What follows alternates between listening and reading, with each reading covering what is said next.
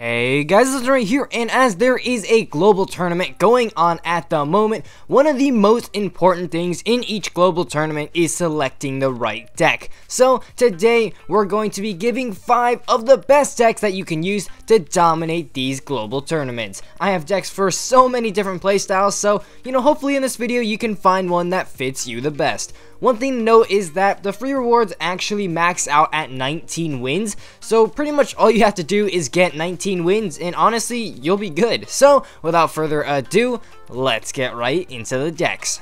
Number 1.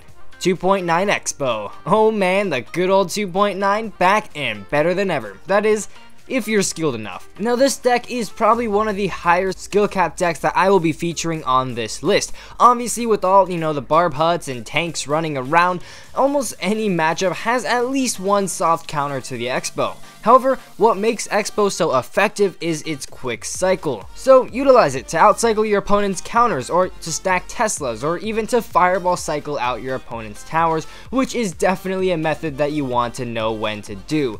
Generally, start off a match just, cycling some small cards in the back, and if your opponent makes a big commitment, Expo opposite lane and prepare a Tesla for defense. Ice Golem is a really clutch kiting unit, and the archers snipe the offense from afar. Again, it does take a while to master this deck's playstyle, but once you do, it is very effective and has historically done very well in these global tournaments. Number 2.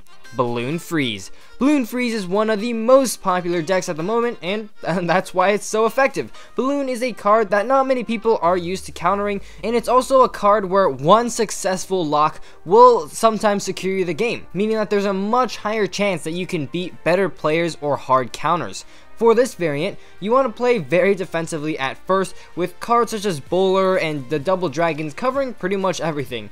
Then, when your opponent's air counters are out of cycle, attack. Or, alternatively, you can just freeze the air counters too. This deck is one of the lower skill cap decks in this episode, so I'm sure many of you could easily pick this up, learn it, and obviously do quite well in the global tournaments. Number 3.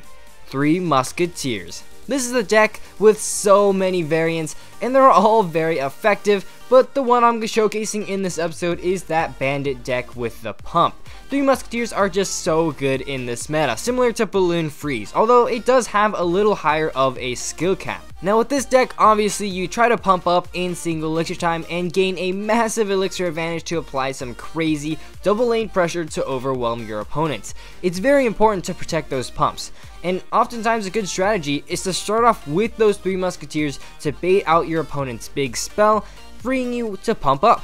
Again, there are so many variations of 3 Musketeer decks. I'll flash a few on the screen now, so you've got a ton of decks to choose from your liking. Number 4. Pekka Control. As I like to say, Pekka Control is pretty much the staple deck of every meta. Again, there are a few variants, but this is the one that I'm featuring. With this deck, it's very important to gain positive elixir traits on defense to counter push with all of your fast units. Do this by playing quite passively at the start, oftentimes waiting for your opponents to make the first move and then defending. This deck is a very safe and easy deck to use due to its emphasis on defending and just overall being more passive.